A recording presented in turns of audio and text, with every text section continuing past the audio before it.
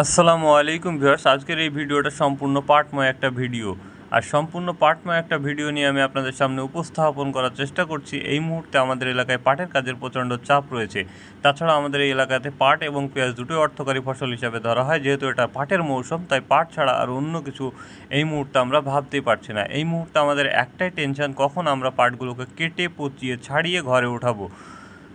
যাই হোক ভিউয়ার্স, আজকে আমাদের গন্তব্য আমাদের অন্য একটা পাটের জমি, যেখানে পাথারে আমাদের পাট পচাতে দেওয়া রয়েছে আমাদের বাড়ি থেকে বেশ দূরে।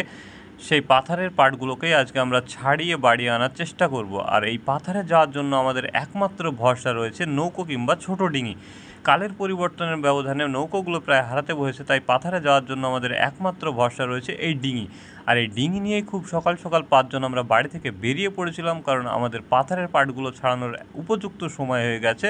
এই পাটগুলো যদি আমরা এখন না ছাড়িয়ে আনি, তাহলে পাটগুলো হয়তো নষ্ট হয়ে যাবে। সেই জন্য আমরা খুব সকাল সকাল 5 জন বেরিয়ে পড়েছি। এই 5 জন লোকে আমাদের এই পাথরের পাটগুলো একদিনে করা সম্ভব নয়, কারণ 5 জন লোক যদি আমরা পরপর 5 দিন যাই, তাহলে হয়তো আমাদের এই পাটগুলোর কাজগুলো সম্পূর্ণ করা যাবে।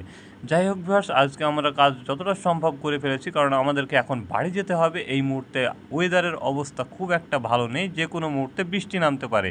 আর যেহেতু আমরা ছোট ডিঙি নিয়ে এসেছি, তাই এই ডিঙিতে করেই যতটা পাট যাবে ঠিক ততটাই আমরা ছাড়িয়েছি। এই ডিঙি আমরা পাটগুলো নিয়ে রাস্তায় উঠাবো এবং সেখান থেকে টোটো কিংবা ট্র্যাক্টরের মাধ্যমে বাড়ি নিয়ে যাব। দেখতে দেখতে আমরা রাস্তার কাছে পৌঁছে গিয়েছি এবং এগুলোকে আমরা এখন নামিয়ে এই টোটো গাড়িতে লোড করে বাড়ি নিয়ে যাব।